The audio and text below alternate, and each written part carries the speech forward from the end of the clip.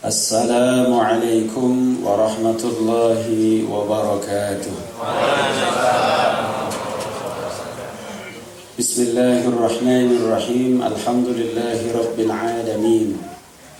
Wal 'aqibatu lil muttaqin wa la 'udwana illa 'alal zalimin. Ashhadu an la ilaha illallah al-malikul haqqul mubin. Wa ashhadu anna Muhammadan 'abduhu wa rasuluhu shadiqul wa'dil amin. Allahumma salli ala Sayyidina Muhammadin. Diangkat tangannya, diaminin sama-sama. Salatan tuwassi'u biha alaina al-arzaq wa tuhassinu biha alaina al-akhlaq wa ala alihi wa sahbihi wa sallim. Allahumma ij'alna fi hadhihi ash-shahri ash-sharifah mubarakah min as-su'ada'i al-maqbulin wa la taj'alna min al-ashqiya'i al-mardudin. وصلى الله على نبينا محمد وعلى آله وصحبه أجمعين والحمد لله رب العالمين. أما بعد فضيلة المحترمين segenap hadirin wal hadirat, saimin saimat rahimakumullah. Terkhusus dan teristimewa kepada segenap para tokoh yang mohon maaf kalau saya tidak bisa sebut, tidak bisa tata, tidak bisa rangkai namanya satu demi satu, namun insyaallah tidak mengurangi rasa hormat, ta'zim, takrim serta mahabbah saya. Inilah bukti bahwa doa kita telah diijabah oleh Allah Subhanahu wa taala. Buktinya adalah tahun ini kita ketemu dengan bulan suci Ramadan kembali. Bahkan detik hari ini kita sedang dalam keadaan mulia setelah sholat zuhur mendengarkan tausiah. Tidak semua orang bisa seperti kita sekarang ini. Ada orang sebelum Ramadan sudah wafat. Tidak Allah izinkan ketemu di Ramadan tahun ini. Kita diizinkan ketemu. Pasti doa kita dijawab. Tidak semua orang hari ini duduk bersimpuh sholat zuhur jamaah lalu kemudian dengerin tausiah. Enggak semuanya. Enggak semuanya, karena ada yang hari ini sedang sakit, berbaring di rumah sakit, berbaring di rumah dalam perawatan, tidak bisa kemari. Ada juga sekarang yang ada di sini orangnya sehat segar bugar, lagi ngerokok. Jangankan sholat, jangankan dengerin tausiah, sholat aja enggak, puasa aja enggak. Hati-hati saudara, kita diijabah doanya oleh Allah. Hari ini kita lagi puasa. Ini orang-orang hebat semuanya. Amin ya rabbal alamin. Tema kaji kita hari ini adalah Limadha sumya Ramadan bil barakah. Kenapa Ramadan disebut-sebut sebagai bulan berkah? Maaf, yang menyebut Ramadan sebagai bulan suci itu hanya di Indonesia, Pak. Indonesia, Malaysia, Brunei itu menyebut Ramadan bulan suci Ramadan. Padahal tidak ada bulan suci. Kalau tempat suci ada, bulan suci tidak ada. Makanya tradisi orang-orang Arab bukan bulan suci nyebutnya, tapi Ramadan Karim, Ramadan yang mulia, atau Ramadan Mubarak, Ramadan bulan berkah. Karena kalau Ramadan bulan suci itu bahasa Arabnya menjadi Ramadan al-Muqaddas. Tidak ada Ramadan Muqaddas. Tidak Ramadan bulan itu suci, nggak ada. Tradisi orang kita ngomong Ramadan bulan suci. Itu mulut kita saja orang Indonesia. Tapi nggak usah debatable karena ini hanya sebutan saja. Oke. Bulan berkah. Limadha sumya Ramadan bil barakah. Kenapa Ramadan disebut bulan berkah? Sebab ternyata orang yang Ramadannya bagus, siang buat puasa, malam buat qiyamul lail, dia pasti jadi orang berkah. Karena Ramadan mengajarkan orang menjadi berkah, makanya Ramadan disebut bulan berkah. Apa berkah? Apa tanda-tanda berkah? Berkah itu adalah ziyadatul khair. Makin bertambah-tambahnya kebaikan itu berkah. Sementara baik itu semua orang punya definisi. Orang beragama punya definisi apa itu baik. Orang tidak beragama punya definisi baik itu apa. Orang beragama juga punya definisi baik itu apa. Orang belahan dunia barat punya definisi baik. Orang belahan dunia timur punya definisi baik. Dan definisi baik beda-beda antar manusia. Nah, ulama menyebut baik dalam arti berkah setidaknya ada dalam 3 buah tanda. Apa tanda itu? Inilah kita diarahkan Ramadan untuk memiliki tanda ini, tanda keberkahan. Ini yang akan kita kaji hari ini. Alamatul barakah. Apa tanda orang berkah? Tanda orang berkah yang pertama ziyadatul ibadah. tambah hari, tambah ibadahnya. Itu orang berkah. Apa ibadah? Ulama ahli usul menyebut ibadah itu adalah kullu syai'in, kullu amalin yukhaliful hawa biniyati ta'ah.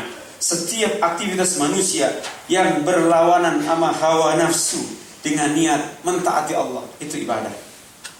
Maka ibadah jarang yang enak. Puasa enggak enak, lapar aus enggak enak. Yang enak tuh makan minum bebas tuh enak. Beragama enggak enak, yang enak tuh bebas lepas tanpa batas. Sholat enggak enak. Kalau sembahyang apalagi jamaah kurang enak, tergantung imamnya. Makanya mohon maaf, kenapa tarawih di mana-mana bludak, di mana-mana itu luar biasa penuh bludak, sampai kagak muat masjid musola. Maksud saya malam pertama, maksud saya. Itu tarawih malam pertama Pak, di mana masjid juga bludak penuh full sampai ke jalan-jalan. Pertanyaannya, kenapa tarawih malam pertama di mana-mana full, banyak orang datang, apalagi ibu-ibu luar biasa. Waktu isya pulang datang, sejadahnya udah nyampe ke masjid. Pasang kapling maksudnya. Kalau nggak pasang kapling kebagian. Itu malam pertama. Kenapa malam pertama begitu semangat tuh jamaah membludak ke masjid musola? Jawabannya cuma atu. Karena makmum belum paham betul mana imam yang panjang bacaannya, mana yang pendek bacaannya. Makanya spekulatif datang itu. Coba kalau udah seminggu, udah waya-waya kayak begini, ya, insya Allah tarawih mulai banyak mengalami kemajuan. Safnya pada maju. Karena yang mau berangkat tarawih udah paham mana imam yang enak, mana kagak enak, mana yang panjang, mana yang pelan. Itu tahu tuh makmum. Makanya sebelum berangkat tarawih tak tanya dulu sama temannya, imam malam ini siapa? Imam, giliran imam siapa? Imam. Dijawab sama tetangganya, imamnya si Anu. Ya, dia mah lama pisan dia. Mana suaranya kurang enak dia. Mau perek dulu dah. Udah mulai kendor tuh tarawih. Ntar kalau udah malam 21 di kampung-kampung kita lihat, Masya Allah, tabarakallah, kesianan. Imam datang duluan, makmumnya belum ada. Imam pakai ngabsen. Ibu ini, Ibu Ani kemana yang biasa rajin tarawih di baris paling depan? Kemana orangnya? Temennya ngomong, lagi ngejaga kembang goyang, biji ketapang. Ustaz, gak sempat tarawih. Kan bentar lagi mau lebaran, Ustaz. Tadi saya nyamperin ke rumahnya, Ustaz. Ya masih belepotan sama terigu, Ustaz.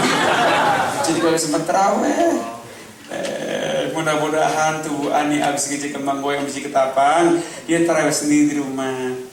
Gak di musola, di masjid juga boleh, di rumah juga boleh. Poyaya kemana Poyaya? Lagi ke Tanah Abang, Ustaz. Belum pulang, nyari baju buat lebaran. Dia mah suka ngutangin baju, Ustaz, kalau lebaran. Jadi gak sempat, belum pulang gak sempat, Ustaz. Kita doain mudah-mudahan Poyaya dari Tanah Abang, tadi bayang terai sendiri di rumah. Pak Agus kemana? Lagi ke mall, Ustaz. Sama anak bini tadi habis buka di ke mall, nyari sepatu sama sendal buat lebaran. Tuh. Emang Ustaz masih sempat tarawih, udah punya sendal baru, pakai nanya lagi. Nah kalau kita masih sibuk juga nyari sendal, siapa yang mimpin tarawih? Tuh, artinya apa?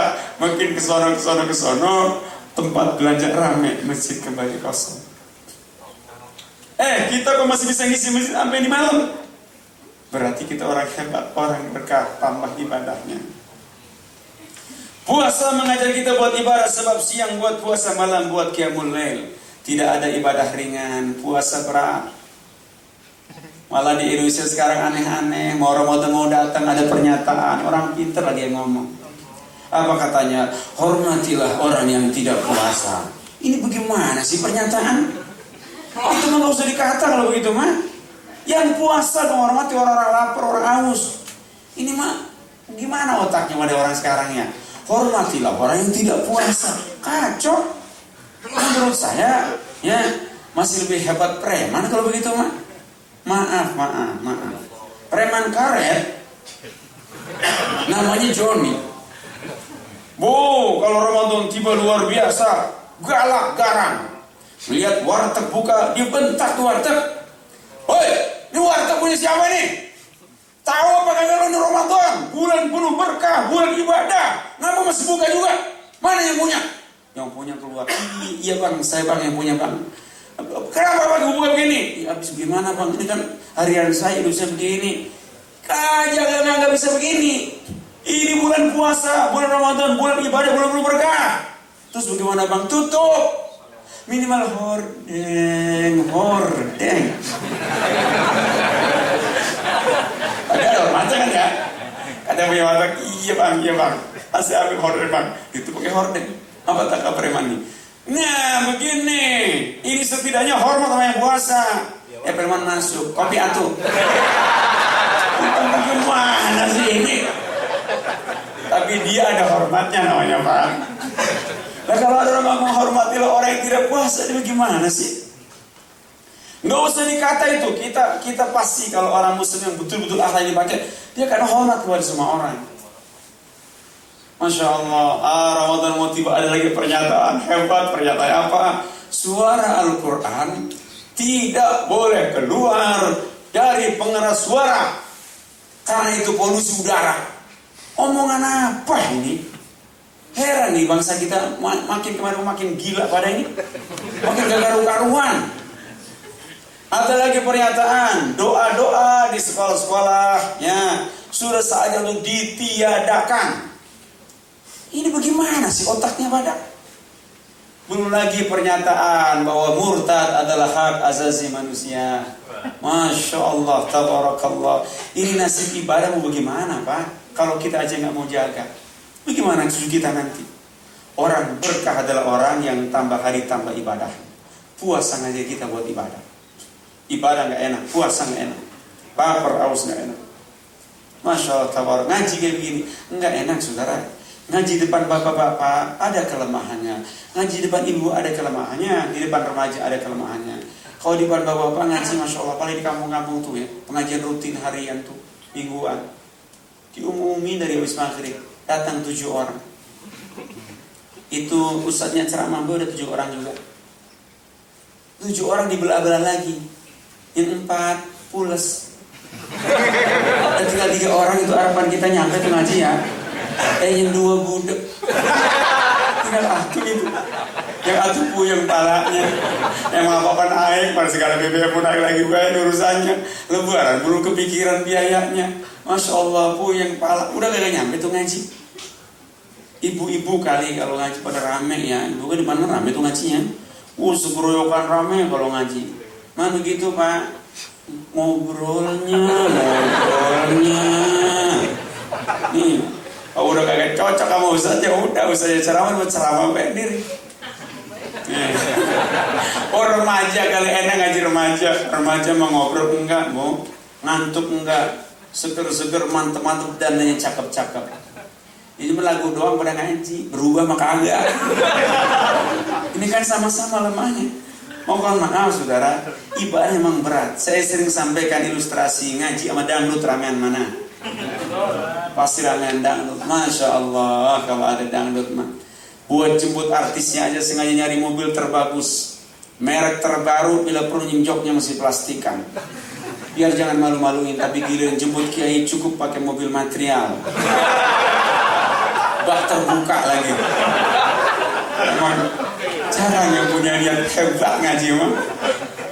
Oh kalau ada dangdut apa, solonya 22, mic-nya 19, nyala semua. Tapi kalau ngaji salon cukup 2 mic atuh, itu juga story. Nasib memang urusan. Malah saya pernah ceramah, PLN mati. PLN kita kan biasa mati ya. Lagi ceramah orangnya banyak lagi, lampunya mati. Begitu mati, jet mati, itu panitia segera ngambil megapon. Ustaz pakai ini, jadi kayak demo saya serang. Ya Allah ya Rabbana. Saya tanya Pak, kalau ada dangdut ada nggak tuh mati-mati listrik? Agak ada, gensetnya 2. Kalau kita tanya begini, Bang, ini genset pakai 2, mana tuh udah cukup buat cadangan, Ustaz cadangan. Kalau ini trouble ganti ini. Coba saya tanya ngaji, ada gensetnya? Boro-boro cadangannya, genset kagak ada. Artinya ibadah itu bukan persoalan ringan. Ini insya Allah ini orang berkah semua. Amin. Sebab ibadah semua ini. 2. Siapa orang berkah? Kenapa Ramadan disebut berkah? Karena Ramadan ngajin orang supaya berkah. Tanda orang berkah yang kedua, ziyadatul mujahadah. Tambah hari, tambah sungguh-sungguhnya, tambah perjuangannya. Ini orang berkah. Dulu nggak pernah mikir urusan ngaji, taklim segala macam, nggak ada pikirannya. Tapi sekarang jadi pengurus majelis taklim, tambah perjuangannya. Dulu tidak pernah peduli sama masjid, mau sepi, mau ramai, kagak pernah peduli, sudah datang aja kagak. Sekarang sudah menjadi pengurus DKM masjid. Berarti tambah perjuangan. Pak, mohon maaf ibu, puasa ngaji kita berjuang. Nahan aus, nahan lapar itu luar biasa. Kalau lagi puasa siang-siang kayak begini, jangankan lihat makanan, ngeliat kecoa lewat kayak lihat korma. Karena apa? Lagi lapar. Itu arti perjuangan. Oh, tugas di luar, tugas lapangan, atas panas, bawah panas. Tenggorokan kering kerontang, perut lapar keroncongan. Nyampe ke kantor tidak ada orang, nggak ada saksi, nggak ada teman. Ada air putih dingin melambai-lambai. Ada itu kulkas, kalau dibuka dalamnya buah lengkap, makanan lengkap, minuman hebat. Saya tanya, kekuatan apa tuh orang nggak mau minum itu minuman sekalipun tidak ada orang lihat? Kekuatan apa hingga tangannya tidak tertarik untuk membuka kulkas lalu memilih makanan lalu dimakan? Tidak ada. Saksi, kekuatan apa itu? Kekuatan perjuangan iman yang luar biasa. Maka Ramadan mengarah kita untuk jadi pejuang. Orang yang ikhlas jadi pejuang, dia harus ikhlas mengalah. Sebab aslinya kita nggak mengalah, Pak, asli. Tapi orang mau mengalah. Ini perjuangan luar biasa. Rasulullah Sallallahu Alaihi Wasallam ketika berangkat ke Taif, dakwah beliau di Mekah banyak ditolak. Cuma satu kampung yang menerima, namanya kampung Syara'i. Kalau kita umrah, kalau kita haji dari Mina akan menuju ke Jabal Nur lewat namanya kampung Syara'i. Itu di situ kampung beberapa orang ikut Rasulullah. Rasulullah mencoba keberuntungan dakwah tidak di Mekah. Beliau keluar 75 km ke arah utara, tepatnya di Taif. Begitu beliau nyampe ke Taif dengan Zaid bin Thabit, itu sampai ke Taif bukan disambut, Pak, disambitin pakai batu, pakai kotoran unta, dihina, dicaci maki Rasulullah, digila-gilain sama orang. Rasulullah marah? Enggak. Sampai Zaid bin Thabit sedih, nangis melihatnya. Sampai saking hebatnya penghinaan orang Taif kepada Rasulullah, itu malaikat turun, dua malaikat, malaikat penjaga gunung dengan malaikat penjaga bumi, turun nawarin bantu sama Rasul. Ya Rasul, apa perlunya Rasul? Hadhil jabal, haula'il jabal yasubbuna ilaihim. Apa perlunya Rasul? Di gunung semua saya angkat, saya timpakan kepada mereka. Itu orang yang kurang ajar itu. Malaikat penjaga bumi mengatakan, ya Rasul, izinkan saya akan buka bumi ini, saya akan pecah bumi ini supaya mereka masuk ke dalam lalu saya pepet lagi. Apa kata Rasul? Beliau geleng kepala. Kata Rasulullah, lastu la'anan, lastu la'anan. Aku diutus bukan untuk melaknat orang. Beliau itu sambil menyeka kotorannya, beliau angkat tangan ke atas. Allahumma hdi qaumi fa innahum la ya'lamun. Ya Allah, hidayahi mereka karena mereka tidak kenal siapa aku, mereka tidak tahu apa yang aku bawa ini. Ini cerminan sahabatnya Rasulullah, luar biasa perjuangan. Coba kalau kita nggak usah jadi nabi dah, kita jadi RT aja, ya, warganya berkurang ajar. Mereka datang bagaimana? Kok setip aja semua, rubuin habisin. Kalau kita Rasulullah perjuangan luar biasa. Makanya timbul analisa kenapa Rasul dihina nggak marah. Oh Pak, Rasul sangat mampu menempatkan kapan harus marah, kapan tidak marah. Kalau dihina Muhammadnya, Rasulullahnya, jasadnya, beliau nggak marah. Beliau diludahin juga nggak marah. Karena tahu Rasul itu yang dihina Rasul ya ini Muhammadnya, bukan agama. Tapi kalau agama dihina, tidak satu orang pun sanggup dan bisa menghentikan marahnya Rasulullah SAW. Bahkan dulu perang selama 30 kali orang dulu hidup perang, itu di lini paling depan membela agama. Karena apa? Marahnya Rasul tidak pernah bisa dihentikan kalau sudah agama yang dihina. Berbeda dengan kita, Pak. Kalau partai digesek orang, ormas digesek orang, Masya Allah, marahnya bila perlu golok melayang. Tapi agama dihina, tenang-tenang saja. Ini orang tidak punya mental perjuangan. Saudara, Muhammadiyah, NU, Persis, ya, Al-Uso, segala macam, itu nggak usah jadi pikiran kita, nggak usah. Yang jadi pikiran umat saja. Sampai sekarang orang masih aliran aja yang ditekan, yang dikedepanin. Mohon maaf, pejuang tidak seperti itu, mujahid tidak seperti itu. Yang diperjuangkan kalimat tauhid la ilaha illallah Muhammad Rasulullah. Kita makanan urusan terawih aja belum selesai sampai sekarang. Ilmu kagak gede ambek. Di kantor nunjuk temennya. Emang beda terawihnya. Lo terawih 23 rakaatnya, itu bid'ah, sesat, neraka. Yang ditunjuk agak terima ngomong lagi, lu ini sesat. Terawih 11 rakaat, lu ini sesat, neraka. Temennya dengar ngomong, untung gue gak sembahyang terawih. Sesat semua jadinya. Ini bukan benar orang yang berjuang namanya. Pak, rakaat mau udah final, mau pakai yang jumhur ulama 23 rakaat. Seperti Mekah, Madinah 23 rakaat hari ini. Tapi kalau nggak kuat pakai yang itu, boleh pakai pendapat mujaddid. Mujaddid itu pembaharui Islam. Dimulai fatwanya oleh Syekh Hujjatul Islam, Syekh Ibn Taimiyah. Syekh Ibn Taimiyah mengatakan tarawih tidak harus 23. Kalau ikut ittifaq sahabat 23 kayak ulama umumnya Mekah, Madinah. Sampai sekarang segitu. Tapi kalau nggak kuat segitu, boleh dia qiyamul lail, yakni 11 rakaat. Kadang-kadang saya juga ada orang suka nanya begini, Ustaz, 11 rakaat juga saya masih capek Ustaz, masih kebanyakan Ustaz. Ada nggak pendapat yang lebih ringan lagi? Seorang kantoran orang capek Ustaz, pulang malam. Oke lah Bang, begini, nggak ada lagi, 11 itu udah paling minim. Tapi kalaupun nggak ada waktu sama sekali, minimal malam Ramadan jangan pernah berlalu tanpa sholat sunnah. Sholat sunnah apa saja dah, minimal 2 rakaat, nanti tutup witir. Witirnya 3 jadi 5. Masih 5, masih banyak itu. Ringanin lagi Ustaz, ringanin lagi. Ada yang lebih ringan lagi Ustaz? Minimal saking gak sempet-sempetnya, mau gak sempet sama sekali tuh ya. Minimal habis sholat isya sebagai witir aja dah. Witir berapa Ustaz? Witir umumnya 3. Atau bilangan ganjil sampai 11 paling banyak. Witir aja 11 boleh Pak. Itu maksimal. Waduh, mungkin berat banget itu Ustaz.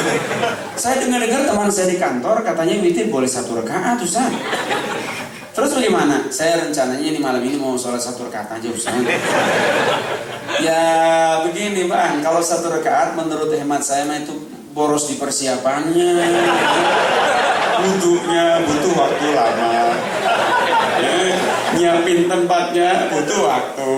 Gelar sejadahnya, nyari baju kokoknya, nyari sarungnya, ngajak anak bininya, kan butuh waktu tuh. Begitu gua yang atur rakaat, itu orang pelit amat rohnya tuh. Artinya apa Pak? Memang perjuangan butuh pemaksaan terhadap nafsu. Karena orang berjuang itu Masya Allah ya, itu gak semua orang bisa. Maaf, puasa ngajak kita untuk berjuang.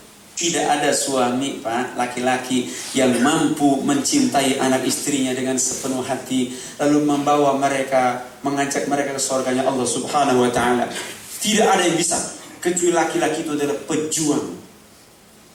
Pak, kita ngelagain bini juga gampang-gampang susah Pak.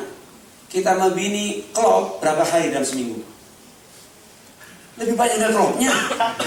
Tuh hati-hati. Yang senyum berarti iya. Karena apa? Memang laki perempuan itu susah sekali ketemunya. Perempuan maaf ibu, tidak ada istri yang sanggup berbakti kepada suami zahir batinnya, ikhlas karena Allah, lalu membawa anak-anaknya bersama suaminya menuju ke surganya Allah Subhanahu wa Ta'ala. Enggak akan bisa tuh perempuan manapun, kecuali perempuan itu punya mental perjuangan yang luar biasa. Maka suami istri kalau ingin lestari, bangun mental perjuangan. Tapi kalau nggak ada mental perjuangan, lihat tuh artis, kawin cerai. Sekarang dinanda bercerai sama lakinya ya. Saya dengar beritanya gitu. Ya, padahal baru berapa dan nikah. Artinya, mohon maaf, susah. Karena kalau dipikir-pikir tuh ini Pak, kalau kita nikah kagak enak nikah. Masuk ada problemnya. Ada jenis bini yang jadi bini kagak sungguh-sungguh ada. Senyum sama laki kalau awal bulan doang. Ya awal gue mah senyumnya mantap sama suaminya, tidurnya celentang baik gitu ya. Awal bulan namanya mah.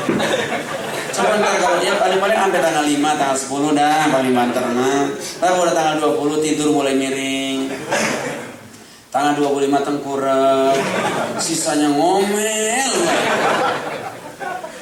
Memang berat, ini perjuangan namanya. Makanya laki-laki sama perempuan dibedain proporsional ibadahnya. Laki-laki soleh, sholatnya di masjid jamaah. Perempuan soleha, sholatnya di rumah. Kalau ada laki-laki sholatnya di rumah, ini tanda laki-laki soleha. Di rumah mulu ibadahnya. Oh, ada proporsinya. Laki-laki nggak boleh pakai emas, perempuan boleh. Itu kan ada proporsinya. Jangan nyaru-nyaru kita, Pak. Laki-laki paling banter, Pak, pakai cincin perak boleh. Ini saya pakai perak boleh, atau di bawah perak, cincin kawat, kabel, boleh tuh. Kuningan sari, aluminium, besi seng, boleh. Kita pemimpin, Pak, jangan berlawak, terima takdir ini. Gak usah dilanggar, karena apa? Laki-laki pakai emas di dunia berapa sih kita pakai? Kalau di akhirat nanti gak punya hak pakai emas lagi. Masya Allah, tabarakallah. Tapi ada kan sekarang suami sekarang pakai emas 24 karat cincinnya. Bininya pakai cincin plastik hadiah dari Ciki. Anak ada. Bagaimana mau bisa berkah? Bagaimana bisa berjuang tuh laki-laki begitu? Bagaimana bisa berjuang laki-laki begitu kalau dianya masih pakai emas? Mohon maaf, tapi ibu yang punya hak boleh pakai emas. Ya, jangan lebay juga. Ya, pikir-pikir dong kalau tetangga kanan kiri rata-rata nggak pada punya emas. Kalau pakai gelang yang banyak-banyak, jangan banyak-banyak. Sederhana aja. Sebab orang lihat belum tentu demen, bong lihatnya. Makin menderita melihatnya. Karena mereka orang-orang susah. Mohon maaf. Ini ada ibu lebay benar buat warung doang, mau belanja kangkung, pakai gelang keroncong 12 dipakai semua. Nyampe ke warung, kangkung dipegang, diangkat. Ini kangkung harganya berapa? Bawa kangkung harganya. Kangkung. Yang jualan kangkung senyum kagak rampung-rampung. Cuman 2.000 Pak. Cuman 2.000 senyum, Mbak. Emang giginya emas semua. Kalau begini gak ada orang berkah semua. Perjuangan. Ramadan, Pak, lapar-lapar suruh ngaji begini, ya, ini perjuangan. Tapi alhamdulillah sih kalau Ramadan saya lihat di kantor-kantor saya muter, ya, itu zuhur di mana-mana penuh, ya penuh di mana. Kok mau ngapain lagi? Makan kagak? Ngapain lagi? Itu ngasih udah begini. Maaf saudara, perjuangan. Orang berjuang itu butuh memaksakan diri. Nafsu maksud saya, masain nafsu. Maaf, duit 50.000 kita bawa ke mall, kekecilan tuh duit. Dapat apa 50.000? Kekecilan tuh duit. Tapi kalau mau diinfakkan, kegedean 50. Itu definisi siapa? Definisi nafsu kita. Kalau tidak kita lawan, kita selama hidup akan pelit. Boleh, mohon maaf saudara. Laki-laki kalau Jumatan bawa duit nggak apa-apa, bawa duit. Jumatan lenggang kangkung, Jumatan. Mohon maaf, ntar infak. Ini mah ada laki-laki Jumatan gak bawa duit. Begitu kotak amal lewat, mau lewat tuh udah kelihatan mau datang itu ya. Dia tadi biasa-biasa aja, mendadak zikir. Astagfirullah. Kotak amal dekat pakai itu astagfirullah. Kotak amalnya lewat alhamdulillah. Zikir model apa itu? Hati-hati. Berarti untuk diri dermawan butuh mental perjuangan. Ya. Maaf saudara, untuk berpikir keumatan, berpikir salah butuh perjuangan. Indonesia ini alhamdulillah ya, kemarin puasanya startnya kembar. Ya. Mudah-mudahan lebarannya kembar lagi. Ini mah biasanya kalau awal puasanya kembar, lebarannya beda. Kalau awal puasanya beda, lebarannya sama. Yang parah, awal puasa beda, lebaran beda lagi. Padahal bulan itu-itunya satu. Karena apa? Pikiran kita ormas mulu, Pak. Tidak berpikir umat. Kalau mau berpikir umat, Pak, pakai jumhur ulama. Bab menentukan tanggal kita sama-sama nggak paham. Kalau nggak paham ikut aja yang paham, yang ahli. Dan mereka untuk menentukan kapan Ramadan tiba, kapan Lebaran tiba itu pakai sumpah di depan hakim. Nah, kalau ada orang berbeda pendapat, dua-duanya sumpah. Yang atur Rebo atau Kemis, dua-duanya sumpah. Maka secara syar'i dihitung mana yang sumpahnya paling banyak. Yang sumpahnya paling banyak itu yang akan dipakai sebagai fatwa. Tapi kalau dia yang sumpah, misalnya Rebo atau Kemis, satu umur Rebo atau Kemis sumpah semua. Yang ada ilmunya bisa ngitung, dia telah bersumpah bahwa datang Lebaran hari Rebo, maka dia boleh Lebaran karena dia sumpah. Dia boleh Lebaran dia doang, tapi tidak boleh berfatwa, kan? Tidak boleh. Karena umat wajib ngikut yang paling banyak sumpah, yang paling banyak fatwanya, yang kemudian jadikan fatwa negara. Ini kalau kita mau berpikir umat, tapi orang Indonesia belum bisa, Pak. Pikirannya ormas mulu, aliran mulu dipikirin. Makanya saya himbau besok tidak usah lagi ikut Muhammadiyah, ikut NU, ikut Parsi, ikut macam-macam, nggak usah. Ikut Salafi, ikut Wahabi, nggak usah, nggak perlu itu. Ikut saja jumhur ulama. Untuk di Indonesia kan Darul Khilafah ya, artinya ini kalau boleh dikiasin suku Buni bukan negara Islam, tapi satu teritori, harus satu iman. Dalam hal ini dipimpin nanti fatwanya oleh Kementerian Agama. Tapi ya Indonesia belum bisa karena penyakit kita belum bisa jadi pejuang. Semua kepingin ormasnya yang diturutin. Ini yang jadi masalah. Saya caranya ini kemana-mana, Pak. Di pengurus-pengurus ini PBB ormas Islam, biar kata dengar mereka juga nggak masalah. Saya tetap caranya begini, jangan diikut ormas, saya bilang gitu. Ikut jumhur. Itu orang-orang ormas pada. Nyesel kalau diundang saya. Ini bagaimana sih Ustaz ini begitu? Makanya saudara, mohon maaf. Ramadan mengajak kita untuk jadi pejuang. Maka nih selesai Ramadan, usahakan meningkat perjuangan kita. Di kampung-kampung, di komplek-komplek tempat Bapak Ibu berada, cobalah perjuangkan Islam semampu kita. Taklimnya, masjidnya, musolanya. Yang ketiga, Ramadan mengajar kita agar jadi orang berkah. Karena tanda keberkahan yang ketiga, Ramadan mengarah ke sana adalah ziyadatus sabri wat tawakkal. Tambah usia, tambah sabar, tambah tawakal. Itu orang berkah. Kalau saya bicara sabar, biasanya orang kita suka nyeletuk begini, sabar. Sabar ada batasnya, Ustaz. Saya benerin, betul, sabar ada batasnya. Cuman kalau kita orang umum bilang sabar ada batasnya, mana batas sabar? Batasnya sabar, Pak, haddus sabri syariatullah. Batasnya sabar adalah syariat Allah. Kita kalau ngomong sabar ada batasnya, itu biasanya karena kepingin marah. Untuk melegalkan marahnya sehingga dia mengatakan sabar ada batasnya. Syariat menentukan sabar ada batasnya. Tapi batas kesabaran adalah hukum Allah. Ini contohnya. Kalau kita punya anak kita nggak sholat, usianya belum 10 tahun, baru 7 tahun misalnya, maka batas kesabarannya halus. Panggil tuh bocah, dibilangin, nah ayo sembahyang. Kenapa tidak sholat? Bapak sholat, nih mama sholat, kakek nenek pada sholat. Kenapa kamu gak sholat?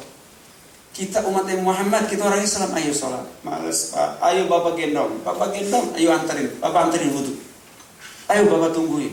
Itu sabarnya orang, sabarnya ayah, sabarnya orang tua. Kalau anak tidak sholat, dia belum 7 tahun, belum 10 tahun. Tapi kalau bocah sudah 10 tahun kagak sembahyang, batas kesabaran orang tua, pukul dia, fadribuhum, pukul mereka. Itu Nabi yang memerintah. Nah tentu pukul pengerti harus pakai tangan, karena Nabi juga seumur hidup belum pernah mukul anak pakai tangan, Pak. Tapi beliau mengatakan fadribuhum, pukul mereka. Pukul pengerti bisa juga dengan bahasa yang tegas. Jadi ayah tegas ngapa sih? Anak gak sholat usia udah 10 tahun lebih, tegasin. Bayang apa enggak? Gitu. Lu orang kafir, orang mukmin ini. Lu anak siapa? Begitu. Lu anak ngomong dah, bapak lupa. Udah sekarang kan ada banget jawabannya, Pak. Artinya tegesin, Pak. Nih, seorang ayah bisa tegas urusan sholat kalau dia nyentuh sholat. Betul-betul. Coba kalau ada seorang ayah subuhnya di masjid jamaah, begitu bola anak masih tidur, bini masih tidur, tegas dia. Buka pintu, masuk dari tidur, tegas dia. Hei, bayar semua. Bisa begitu dia. Kenapa? Dia baru dari musola, dari masjid, sholat subuh. Coba kalau babaknya bangun dari tidur jam 6:30. Saya yakin tidak akan bisa tegas orang tua. Paling begini, bayar. Gak akan tegas. Nih maaf, pemimpin yang tidak korup, emang hidupnya bersih gak korup, tegas Pak. Ganyan korupsi, berantas korupsi, tegas tuh. Tapi kalau pemimpin yang mepet-mepet korup gak bisa tegas. Mari kita berantas daripada korupsi. Gitu. Gak akan bisa tegas dia. Imam salat, kita Ramadan diajarkan untuk bisa sabar dalam hati batasannya syahadat Allah. Kita terawih, siapapun tuh imamnya, bocah kek, pada udah balik deh ya. Mau muda kek, mau tua kek, mau kaya, mau miskin tuh imam, mau ganteng, mau kagak ganteng, imam tidak persoalan itu. Yang penting kalau imam sudah mulai Allahu Akbar, takbiratul ihram, makmum tidak punya pilihan lain. Yang kaya, miskin, yang muda, yang tua, semua berikut Allahu Akbar. Imam ruku, Allahu Akbar, imam berruku. Itu solid yang luar biasa. Nah kita bisa begitu Pak, kalau kita punya kesabaran. Sabar dalam hati, nih ada ketegasan tapi batasnya sabar adalah syariat Allah. Kalau seorang suami melihat istrinya sudah mulai menyimpang dari aturan Allah, batas kesabaran pakai Pak. Pertama, batas kesabaran suami kalau istri sudah menyimpang dari syariat Allah, panggil dia, ya lalu nasihatin bil wa'ithah dengan cara yang halus. Mama, kita berumah tangga kan untuk ibadah. Bapak imamnya, mama makmumnya, pendamping imam. Kalau imamnya saya ibarat nahkoda kapal saya puasa, mama nggak puasa bagaimana? Saya tutup aurat, mama nggak tutup aurat, kemana orang celana pendek bagaimana?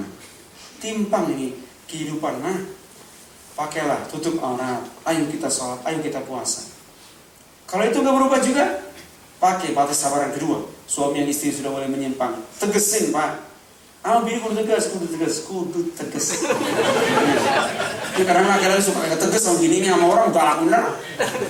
Sama bininya, iya. Gimana sih ini? Tegas kenapa? Mama, kenapa nggak sholat juga? Kenapa keluar masih pakai celana pendek juga? Ini melanggar perintah Allah. Bapak tidak ridho urusan kayak begini. Tegas apa Pak? Ini mantap. Nggak berubah juga. Batas sabar yang ketiga pakai. Biar sama bininya, Mama, mulai malam ini Mama tidur di kamar ini, Bapak di kamar sebelah sana. Kata bini, oke. Nggak berubah. Nggak berubah juga. Batas sabar yang keempat pakai. Panggil pagi-pagi bininya ngomong. Ya pagi sore mau terserah dah. Panggil bini ngomong, Mama, siapin kemasin baju-baju Mama seperlunya. Bapak anterin hari ini ke Tangerang sono. Ya, ke tempat ya orang tua. Jangan pulang lagi kemari sebelum Bapak jemput. Biar Mama bisa berubah. Begitu antar ke Tangerang sono malah dia tiap hari ke mall kemana-mana gitu. Gak ada kontrol. Nah orang itu kan udah gak berubah nih. Pakai batas sabaran terakhir suami, ya ini jatuhin talaknya. Mama, saya tidak bisa terusin rumah tangga kalau begini ceritanya. Karena tahap demi tahap sudah Bapak lakukan, tapi tidak pernah berubah. Maka hari ini Mama saya cerai. Kata-kata cerai itu udah kesabaran paling terakhir. Barangkali dia dengan dicerai dia berubah. Kalau dia sudah berubah, ya kemudian kita bisa balik lagi, tambah harus nikah baru, namanya rujuk. Tapi itu hanya boleh 2 kali saja. Sebab yang ketiga kali dia ngomong cerai itu suami nggak bisa rujuk lagi, kecuali bininya harus nikah lagi sama laki-laki lain. Lalu kalau dia cerai baru boleh balik kembali, boleh balik lagi kita. Begitu cara Allah batasi sabar seorang suami. Kalau seorang istri melihat lakinya udah mulai zalim, ada batas sabaran. Pertama nasihatkan baik-baik. Nggak berubah tuh suami, tegesin, Pak maunya bagaimana hidup? Kalau berumah tangga itu sebagai ibadah, kalau Bapak kayak begini, Bapak gak bisa membanggakan jadi imam saya. Saya tidak sanggup melanjutin kalau begini rumah tangga. Nggak berubah juga begitu. Maka istri boleh minta cerai. Pulangin saya ke rumah orang tua. Bila perlu ceraiin saya. Begitu Bu. Jadi hati-hati itu batas sabaran. Kalau suami gandengan baik sama perempuan, ibu nasihatin baik-baik. Bapak, kenapa mesti pacaran pas kayak anak muda kayak begitu? Pak, nasihat saya Pak, nikah itu halal, kenapa tidak nikah saja? Kata susah banget. Mantap banget gitu. Jadi nanti dicoba di rumah ya. Oh enggak, ini kalau suami istri ngomong gitu, udah nikah saja Pak, mama juga gitu. Insya Allah malah suami makin sayang, enggak jadi nikah Bu. Kalau enggak percaya, nanti coba.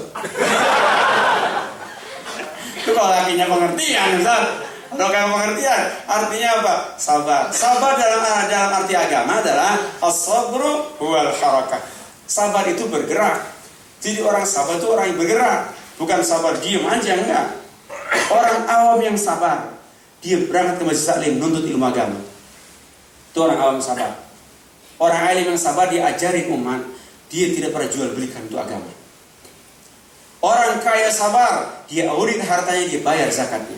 Orang miskin sabar, dia berangkat cari kerja sekuat tenaga agar miskinnya bisa hilang. Orang miskin sabar. Pemimpin sabar, dia adil. Hakim sabar, dia hukum sesuai dengan hukum Allah. Pemimpin yang sabar, kalau sudah rakyat yang mencuri, tangkap dia, potong tangannya. Itu pemimpin yang sabar, batasnya begitu.